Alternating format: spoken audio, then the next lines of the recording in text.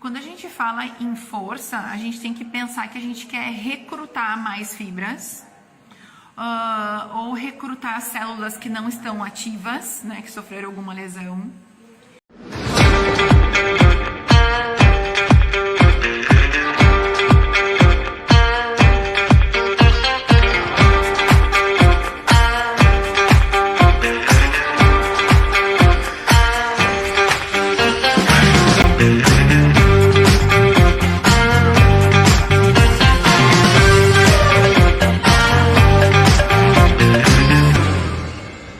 Estimular um tecido que está em repouso ou que precisa de mais reforço, mais resistência, que tá um tecido que está em latência.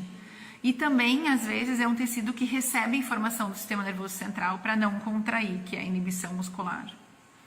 E as correntes que a gente mais pode utilizar para contração muscular ou reforço muscular ou recrutamento de fibras é a corrente FES. A gente pode utilizar também o TNS, a russa e o interferencial a 2000 Hz. O interferencial e a russa são correntes de média frequência, né? A russa ela tem uma corrente de origem de 2.500 e o interferencial tem uma corrente de origem de 2000 Hz. Isso quer dizer que essas são correntes menos desconfortáveis. Ou seja, o indivíduo vai suportar mais tempo a eletroestimulação, vai suportar mais intensidade, e isso também significa que a gente vai ter uma resposta de contração muscular maior, né? Então é importante isso. Quando a gente fala em corrente FES e TNS, a gente está falando de baixa frequência. Não quer dizer que o recrutamento não vai ser igual, mas o indivíduo vai suportar menos a intensidade, menos a corrente, porque ela é mais desconfortável, tá? Então essas são as principais características das correntes. Quando a gente fala então em como determinar, como programar a corrente, então a gente não vai usar os programas prontos, a gente vai programar no nosso aparelho para trabalhar isso com o indivíduo.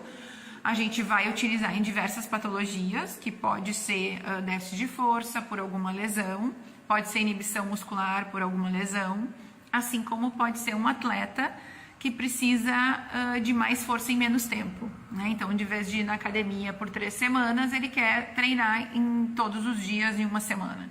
E é possível que a gente faça isso, então, em menos tempo, com maior carga externa, mais a carga da eletroestimulação.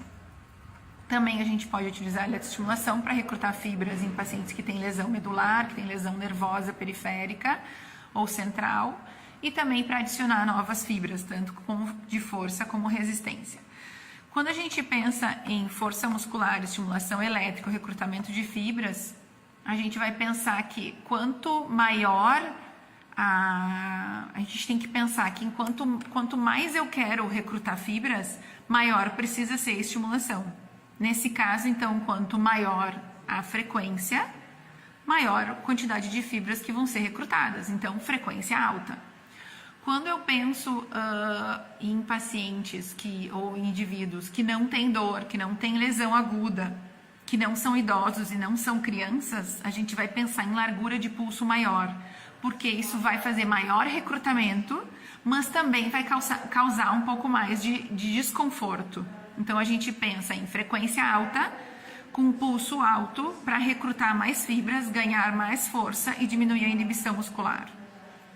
Quando a gente pensa em ganhar força, mas com um paciente que ainda tem muita dor, ou um idoso, ou um paciente mais sensível, ou uma criança, aí a gente vai trabalhar alta frequência, mas com largura de pulso baixa, que isso vai fazer com que a pessoa suporte mais a estimulação e a gente consiga gradativamente aumentar a largura de pulso. Em relação ao tempo de estimulação, né? O tempo depende do quanto a gente quer treinar.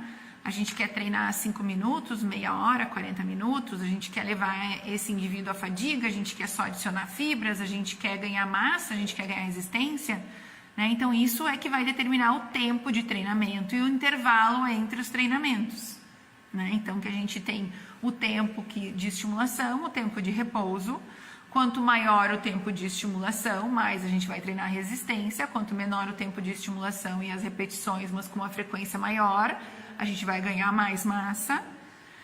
Então, é nesse caminho que a gente precisa pensar.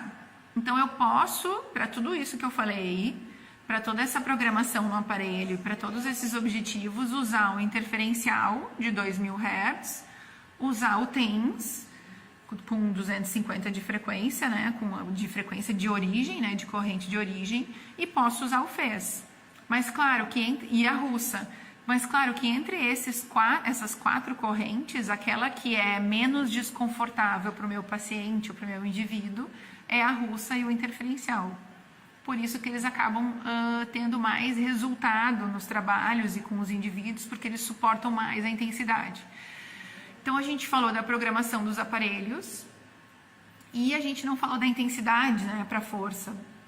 Ela é igual à dor. Quanto mais intensidade eu aguentar, mais intensidade meu indivíduo suportar, maior vai ser a resposta, então, de força muscular, de analgesia, né? Então, é esse o caminho.